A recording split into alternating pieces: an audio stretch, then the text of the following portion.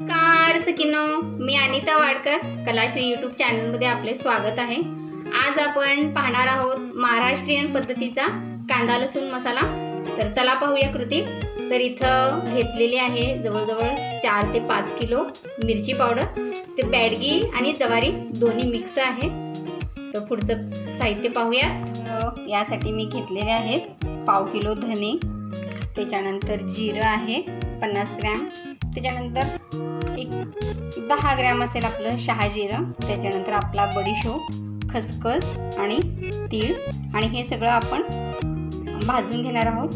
खड्या मसाल्यामध्ये घेतलेली आहे तमालपत्री, दालचिनी, इथं आपलं जायफळ फूल आहे, त्यानंतर मसाला वेलची, हिरवी वेलची, त्याच्यानंतर आपण घेतलेले आहेत मिरी, लवंग, आपलं चक्री फूल, आणि हा आहे हिंग आणि एक जायफळ।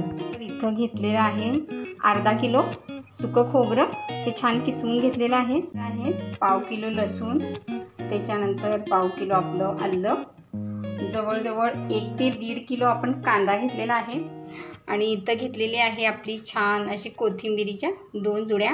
तर त्या मी आधी काल रात्रीच निवडून धुवून एका कपड्यामध्ये पांढऱ्या बांधून ठेवलेलं, आता ते छान सुकलेली आहे। तर चला मसाला भाजून घेऊया। मसाला वाटताना तो बारीक होण्यासाठी आपण घेतलेला आहे मोठं मीठ। सर्वप्रथम आपण घालणार आहोत थोडंसं तेल। गरम झालं की सर्वप्रथम आपण घालून घेणार आहोत त्याच्यात हिंग,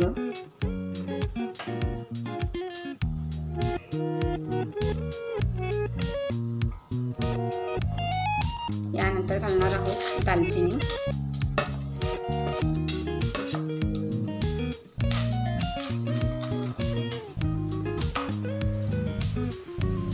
यानंतर आपलं चक्री फूल। तर तेल एकदा गरम झालं की आपल्या गॅसची फ्लेम थोडीशी कमी करा। त्यानंतर आपली लवंग,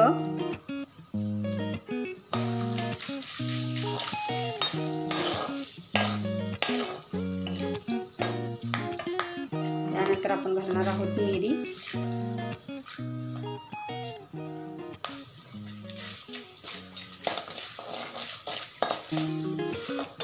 त्यानंतर वेलची,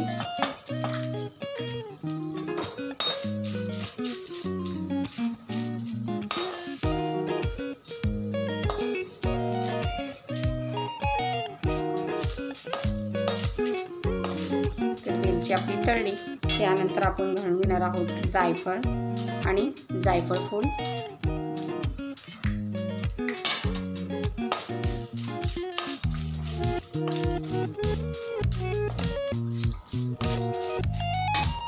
त्यानंतर आपण घालणार आहोत तमालपत्री। तर हे सर्व मिक्स करून एकदा आपण छान भाजून घेऊया।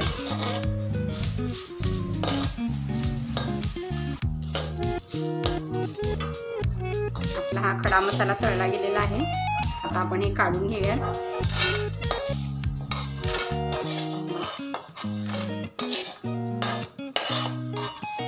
आपला धनिया जिऱ्याचा मसाला। तर सर्वप्रथम घालते शहाजिरं,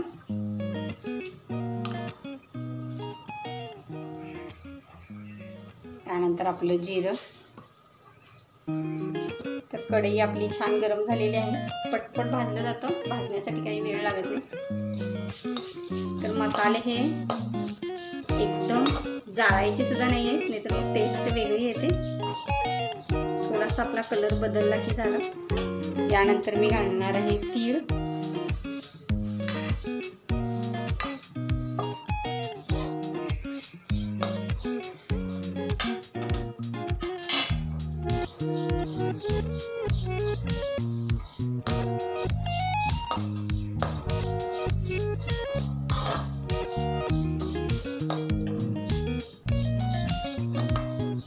यानंतर घालूयात खसखस आणि बडीशोप आपला।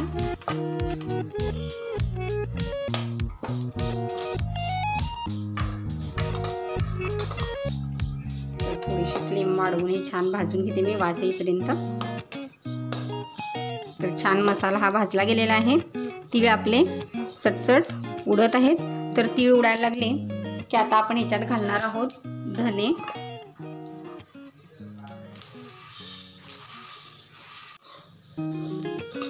आता धने सुद्धा इतर मसाल्यांबरोबर भाजून घेऊया। तर मसाला भाजताना एवढंच लक्षात घ्यायचं की कोणताही मसाला फार जाळायचा नाही आहे, तो जळेपर्यंत भाजायचा नाही। थोडंसं आपल्याला खमंग अशी वास यायला लागली की ते बंद करून घ्यायचे आहेत।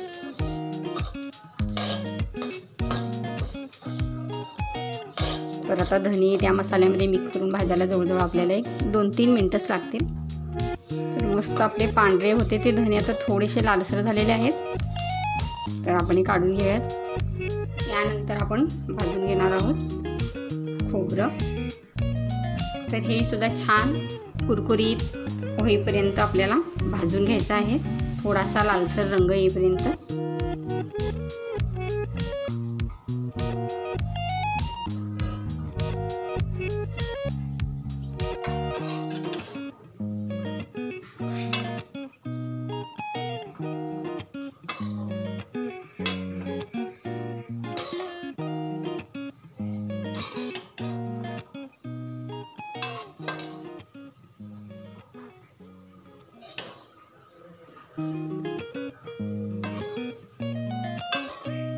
तर थोडंसं ते आपलं लाल झालं की कुरकुरीत होतं। जवळजवळ 6 ते 7 मिनटं आपल्याला खोबरं भाजण्यासाठी लागलेलं आहे आणि छान असा लाल कलर आलेला आहे त्याला। आता हे आपण काढून घेऊयात। हे खोबरं भाजून झालं की आपण आपला कांदा भाजून घेणार आहोत। तर कांद्याला थोडंसं तेल जास्त घालावं लागतं, म्हणजे तो हमखास त्या तेलामध्ये तळला गेला पाहिजे, आणि असंच भाजलं तर तो लागू शकतोय।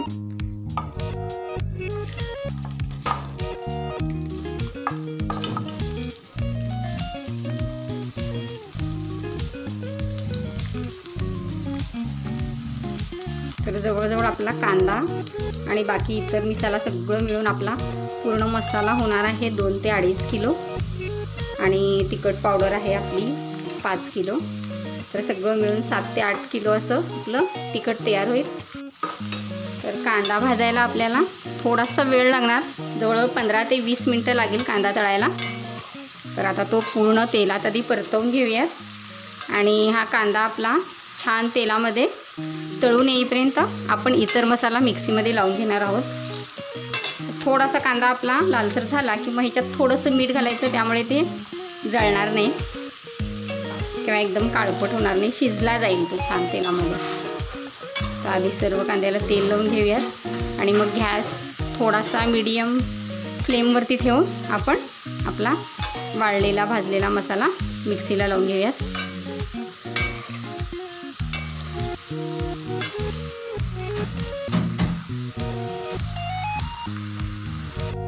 मिक्स केलेला मसाला आपण मिक्सरमध्ये घालून घेऊयात, आणि थोडा थोडासा तो घालायचा आहे।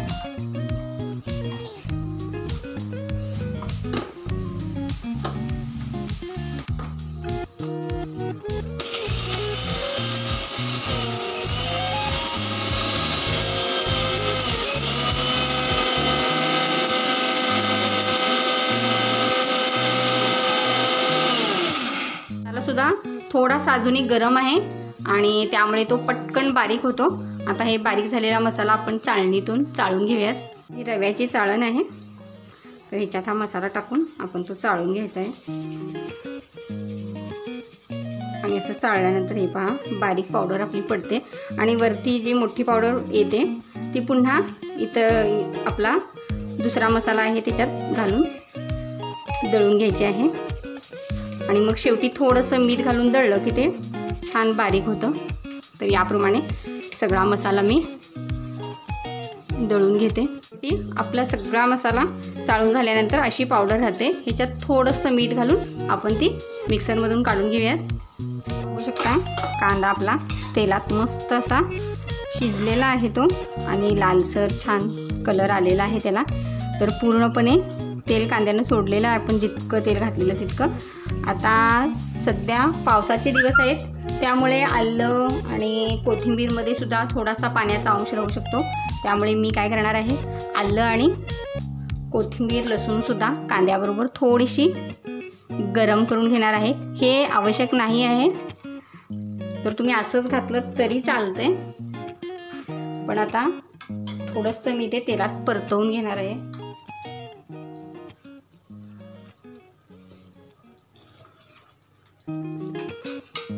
आणि हे परतवल्यानंतर थोडं थोडं मीठ घालून ते मिक्सीला लावलं की छान आपली पातळ पेस्ट होईल त्याची। तर कोथिंबीर, आलं आणि लसूण आणि कांदा हे वेगवेगळं जरी मिक्सीला लावलं तरी छान पेस्ट होते। उन्हाळ्यात तुम्ही आलं, कोथिंबीर धुवून थोडीशी उन्हात ठेवली तर मग तेलामध्ये परतवण्याची आवश्यकता नाही आहे,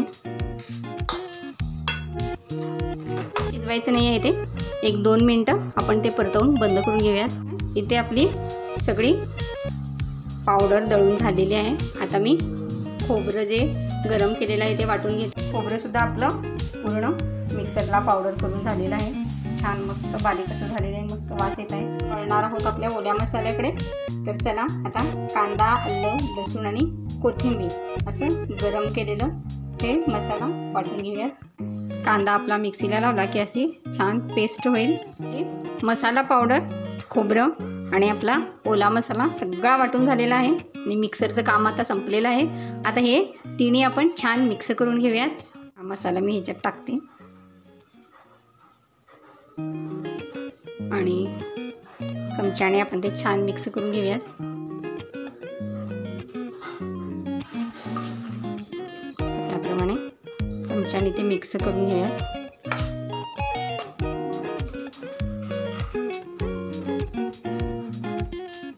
डायरेक्ट तुम्ही मिरची पावडरमध्ये हे सगळं टाकून मिक्स केलं तरी चालतंच।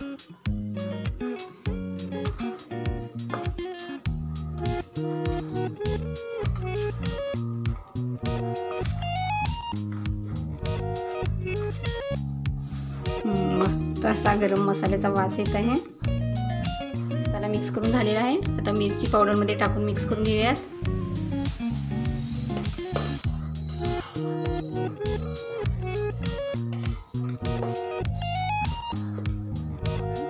आधी आपण आता हे चमच्याने मिक्स करून घेऊयात आणि नंतर मग हाताने चोळलं तरी चालेल किंवा मग थोडंसं मिक्सीमधून काढलं तरी चालेल। तर हे सगळं भरपूर असल्यामुळे ते चमच्याने व्यवस्थित होत नाही, त्यामुळे मी हाताने सर्व मिक्स करून घेत आहे।